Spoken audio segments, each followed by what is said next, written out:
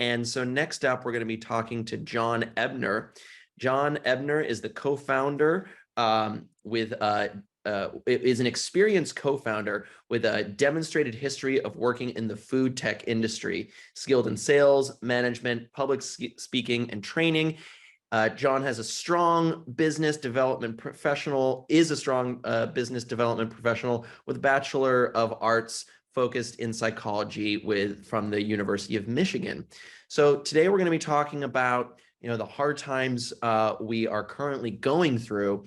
And if you're an early career professional, this can feel destabilizing as you begin to learn the ropes of career development. So in this talk with Jon, who is the market director of Hungry, will explain how early career professionals can use outside the box thinking in regards to job choices, promote themselves and network, and close for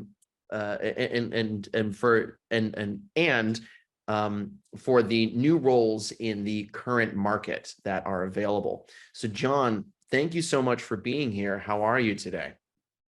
Hey, Hunter. Great to be here. I'm good, man. How are you? I'm doing well. I'm doing well. Thank you so much.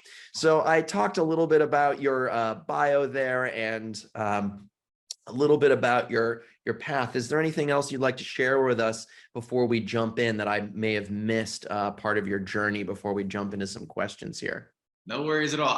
The one thing I'll add is one of the companies that I founded, which is a nonprofit, is called Between, with a former colleague, and it's basically to help people between jobs. So I love that. Well, how perfect. I'm sure some of those things are going to come up in our talk today.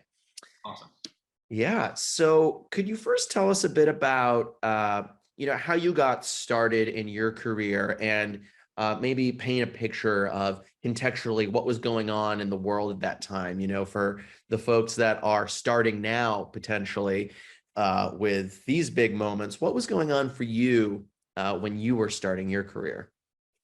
Yeah, so I definitely identify, it wasn't a global pandemic, but there was a financial crisis. And when I got into the workforce, I remember taking a job almost for free, working for a recruiting firm for hedge funds and banks, which I was being paid next to nothing. And I started bartending at night in Midtown in New York City. And to be honest, that's where I made most of my money, but it was very challenging. I decided, like maybe some of you will, I'm just going to save up my money and move. And I moved to San Diego to live on the beach in Pacific Beach, and got a job out there and figured it out. I feel for all of you, and I've been there, and I know you guys are gonna be all right. Yeah, thank you for sharing that. And it's hard if you're in a big city like New York City, where I think, what is it? Ideally, you're spending 10 to 20% of your income on your housing, and in New York, that's when you're starting out, there's like 90 to 100%, maybe more than you're able to afford just to be here. And so to make that hard choice in making a move, right, is a big choice, right? Absolutely. Yeah, especially at a young age, right? Sometimes it's tough to just pack all your stuff up and jump on a plane and say, I guess I'll figure it out. Yeah, right. Yeah, if you're able to do it, it's a choice worth considering, it sounds like. Absolutely. Yeah. So where should early career professionals begin in their job search in the context of the current market? We were talking a lot about LinkedIn just a moment ago. Is that a resource that you would recommend? Are there others? Where shall we begin? Yeah, absolutely. I love LinkedIn. I was listening a little to the last chat, and LinkedIn is a great resource. What I'd like to share is something a little different today, a little bit more, we know about LinkedIn, we know about different ways to get jobs. I'd like to share kind of the outside the box thinking that helped me early on in my career. I'll give an example. When my first job in the startup world in the food tech industry, they weren't really hiring, but they were looking for an outside salesperson. So what I did is I got in touch with the founder, couldn't really hear back. I decided to show them what would entail and what I would need to do in that role. So I went out to the city, I put on some professional clothes, and I went to a cupcake store, bought 6 cupcakes for the team, walked in cold. It met, the founder basically gave me a shot to speak with him on the spot, and I offered to work for free. Right? They weren't hiring. They didn't think they needed me, but when there's a will, there's a way. Right? So basically, I agree with all the strategies that we use, but what I think is the most fun is when you really get outside the box and do that thing that just, no one's really thinking about, and just have some fun with it. I love that. I love that you cupcake shop. It's so specific and wonderful. And were in a place where you were able to uh, manage your time in such a way that you could, you said work for free. And for me, I'm also hearing that's an investment, right? That's an investment in time and an investment towards a career path, right? So, and I love it's such so outside the box, because they're like, who is this person doing this? Okay, well, free labor, and you have an opportunity there. So that's a great example of something that you've done to get your foot in the door. What are some other outside the box thinking opportunities that you might suggest to other people in their various fields? Yeah, I think something that's more relatable. I think when we think of jobs, we think very specifically about what we want to do and maybe which company we want to work for. But in my career, something I've noticed for sure, every company I've been at, is that people don't leave companies usually. They usually leave managers, and people don't usually stay with companies. They stay with managers. So I would suggest just having that open mind and meeting with as many people as you can. Because for me in my career, the biggest thing that accelerated my career was connecting with the person that I worked for who was going to help me excel. And sometimes it was in an industry that I loved, and sometimes it wasn't. But every person that I met along the way helped shape my career to where I got to today. So instead of thinking so narrowly focused on exactly what I want, just being open and having as many conversations as possible, because that connection and relationship with a manager can really make all the difference in the world, regardless of the company, product, all those things. You never know. Yeah, they can inspire conversations. They could end up, maybe if you leave, have a mentor. There's so many different opportunities if we're open to.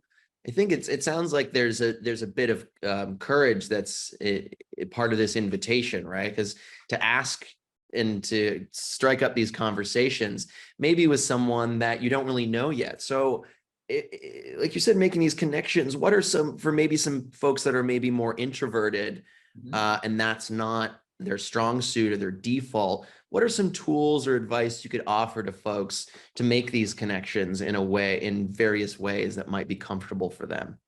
Yeah, absolutely. One thing I would say is the connection doesn't have to be about the particular job. It really could just be anything you connect on, whatever that is individual to you that you are passionate about. It's a lot of times it's a lot easier to talk about what we're passionate about. Personally, I'm very passionate about helping people between jobs and early in their career.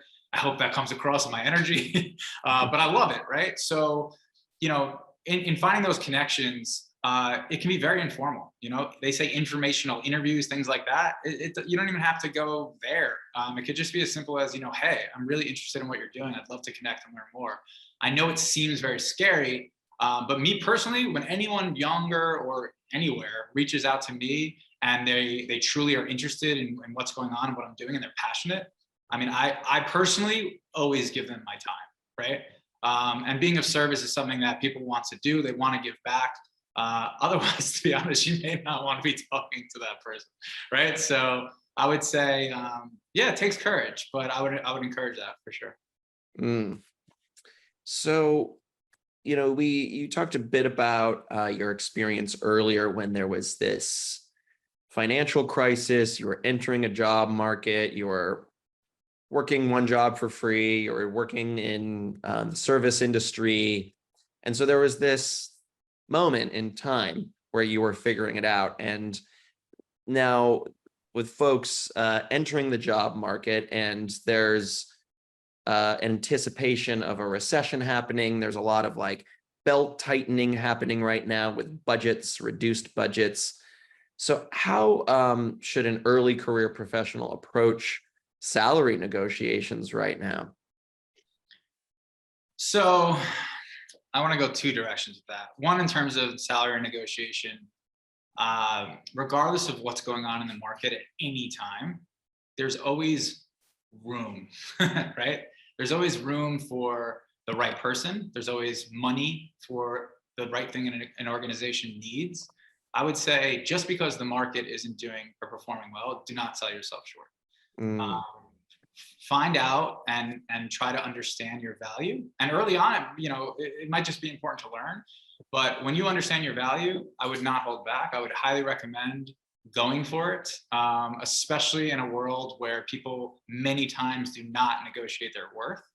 That kills me when someone comes and interviews and works for me and they ask for a salary beneath what I think their value is. I'll tell them like, hey, why aren't you asking for more? I think you're actually worth this. So I just I highly encourage to just really believe in yourself and ask for what you think you're worth with confidence, and hopefully things will work out okay. And if I could help you negotiate in any way, more than happy. I love that. I think I've also, I've been a freelancer for most of my life, so I've constantly undervalued my worth with projects, and there's always with being a freelancer personally, there's been often like negotiation and flexibility with budgets. And what I've learned too is, yeah, like, oh, just ask for more, and there's the fear that they will, duck out, right? Mhm. Because you've asked for more. And, sometimes that happens, right? I've experienced that. It's different when you're working with a specific job, because there's, uh, I think, a perception that they have the power because you need the job, right? Mhm. So I feel like there's two versions here with the self-worth of one. I think about, oh, think what you're worth, and then what is the adage, like add double it or add 10% or whatever, there's numbers about that. But also there's a self-worth in how you show up to an interview, right? Yeah, absolutely. Yeah, and then on top of the other, we mentioned the crazy times that we're going through and getting out of school at this time, and even if you're in career transition, the other thing I'll say is be open to what's happening in your life, right? I'll share something personal. When I was in San Diego, I lost a job. I had to come home with my tail between my legs and live in my parents' house, and it was actually the greatest gift I could have ever Mm, received because my father was actually sick and I had to work alongside him. And I ended up working with him until he passed, and I had to take over his business and support the family. And you know, I never would have saw that. I never would have seen that coming. I wouldn't have understood, what the reasoning. Everything's hindsight's 2020. But sometimes, I know it's very cliche. Things happen for a reason.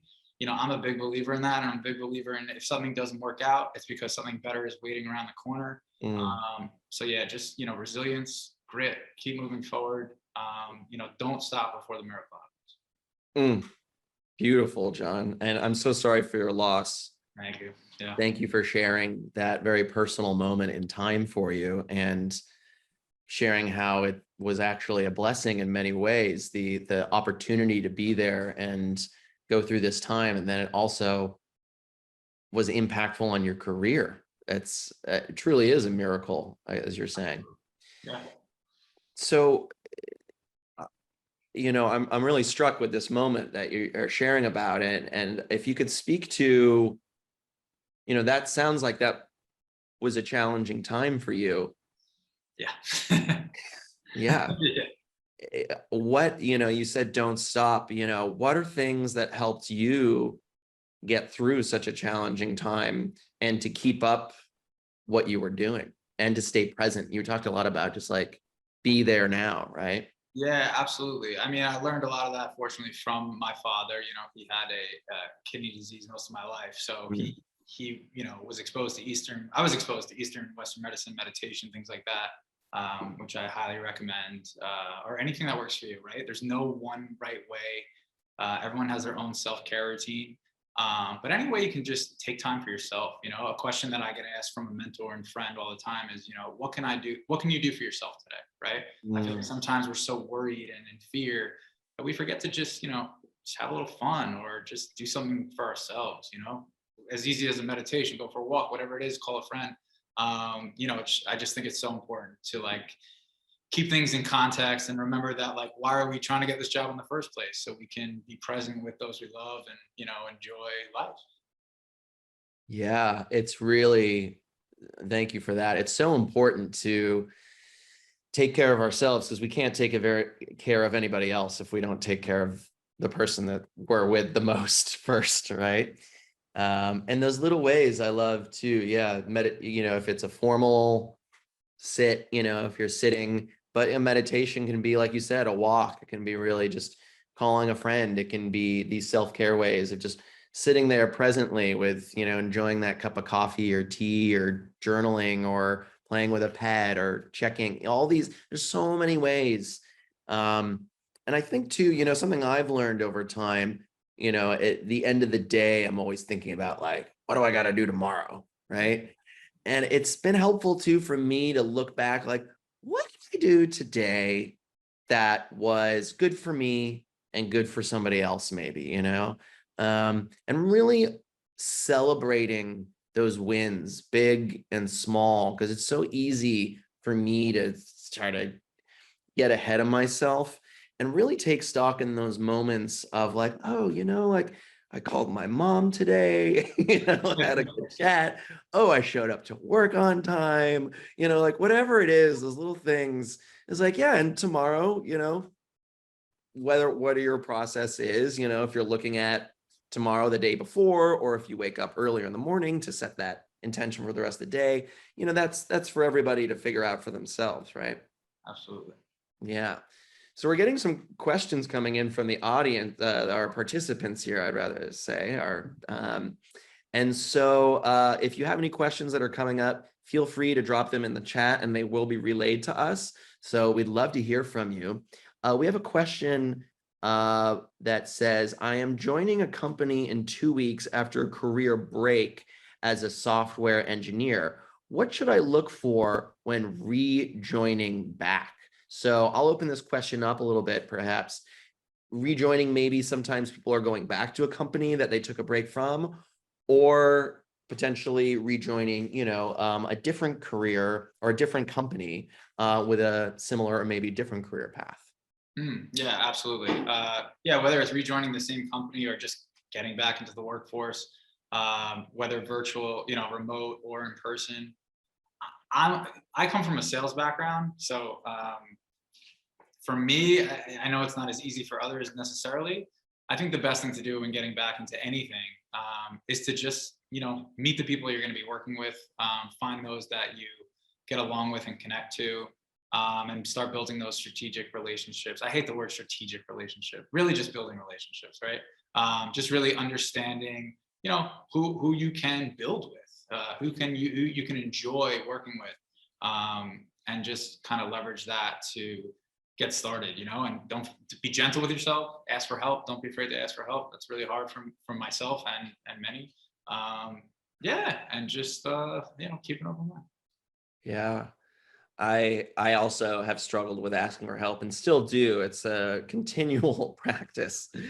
And I got some good advice from a friend, when they were talking about asking for help. And then they asked me the question, well, what do you do after you ask for help? And I'm like, I have no idea. What do you do? And they suggested you ask for more help. Mhm. I was like, oh, yeah. Absolutely. Because when you ask for more help, because sometimes people are like, oh, like we've talked a lot about reaching out and connections, some people might miss a connection. Maybe they're a popular person that people go to and they miss a DM, potentially if you don't actually know this person. So maybe asking for more help is from another person and just keep putting out there, not taking it personally, I think is something I'm continually also working on, because like, right, we're all on our own journeys.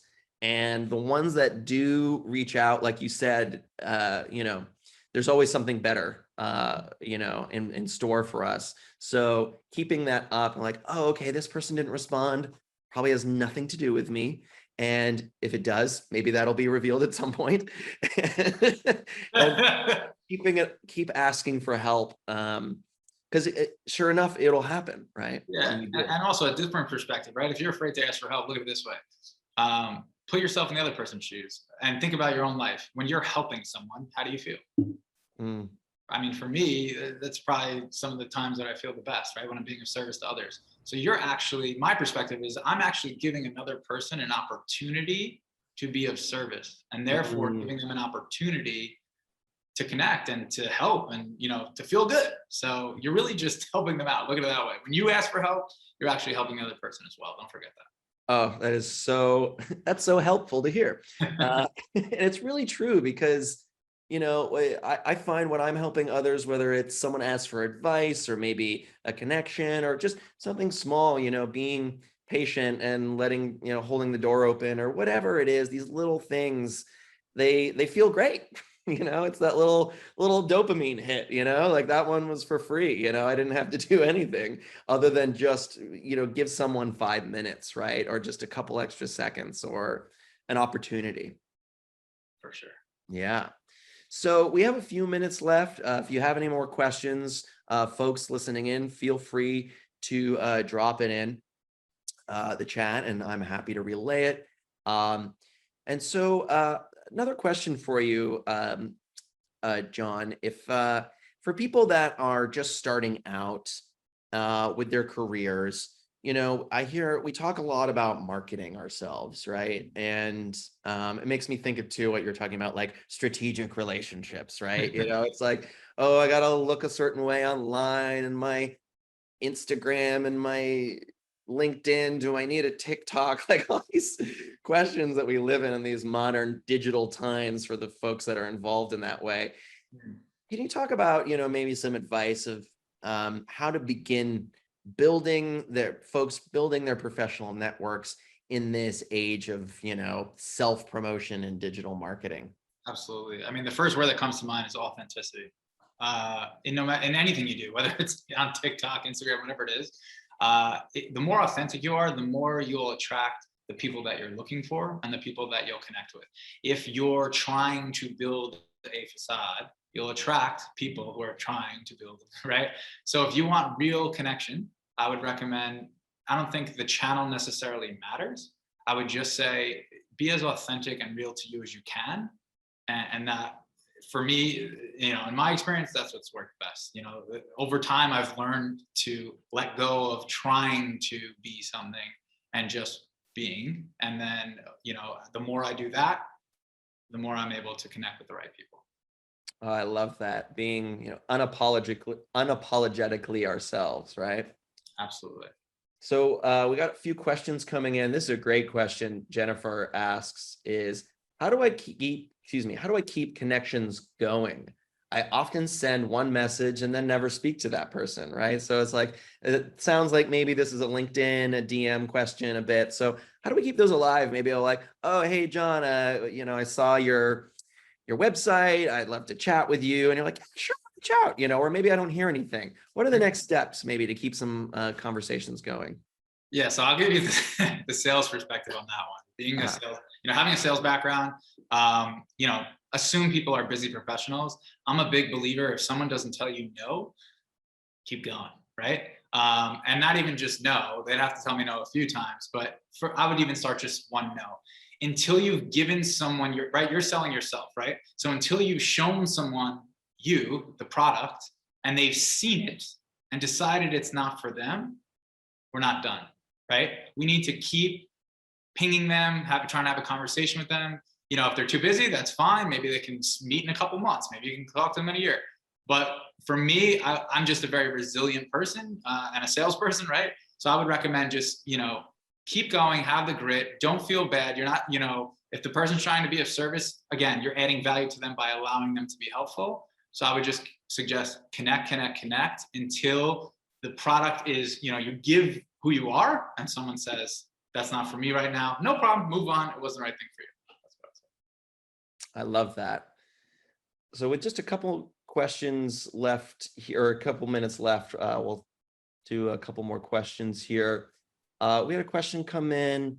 Someone's talking about shifting from one career to the next and talking about companies that, how can we, I'm going to adapt this question a little bit. how can we, stand out to maybe if we're making a career shift and we're saying, oh, I really want to do this thing, but my resume doesn't have the experience for it. How can I break through a little bit to at least get the opportunity that maybe they consider taking a chance on me? Great question. So we need to remember that human beings are creating job descriptions, right? Just the same way that sometimes we don't know what we want. Sometimes a company or a manager doesn't even know what they want, right? They just wrote something on a piece of paper that says 3 to 5 years experience because that's what they saw in the past. So never let a job description or your level of experience or anything like that stop you from going for something, right? Because this isn't personal to me. I've heard it before. The roadblocks are there, the brick walls are there to keep the other people out, right? Like you need to be the one to push through. So, it's a good thing that there's these things because they're keeping all the other people who are trying to apply out. So you have a better opportunity of getting in. So I would say just go for it. And also let's instead of thinking company, how am I going to get into this company, this role? Think of the person, right? If you're speaking to someone, a manager that's hiring for the role and you connect with them, sometimes, it's less about experience and more about attitude, more about energy. I'd much rather have a person working with us that has a great attitude than has the skill and a terrible attitude, right? So I would just go for it. I love that. If I'm going to take it away from something today and one particular slogan, a little bite-sized headline, clickbait, I would say, just go for it. So John, if we're going to wrap up now, this has been such a great conversation. Is there anything else you'd like to include and just go for it? And also ways people can stay connected to you and what you do? Yeah, I mean, you can find me on LinkedIn. Feel free to connect, shoot a message. That's probably the best place professionally to reach me. And yeah, I mean, other than that, it's a pleasure to be here. Like I said, if I hope somebody gets some value and help from this, right? This is a gift to me to be able to chat with you all. I know I'm not seeing you directly, but just as I was saying, right? I feel connected from having this conversation. So just very grateful to be here and happy to help. Like I said, feel free to reach out, go for it. Don't be afraid. You can start with me. I'll be really nice, I promise. And yeah, I wish you guys the best of luck. Thank you, John. Thank you for being of service today. And it was a pleasure to speak with you. And thank you for making the time. I hope you have a great rest of your day. You as well. Thanks so much, Hunter. Appreciate it. All right. Take care, John.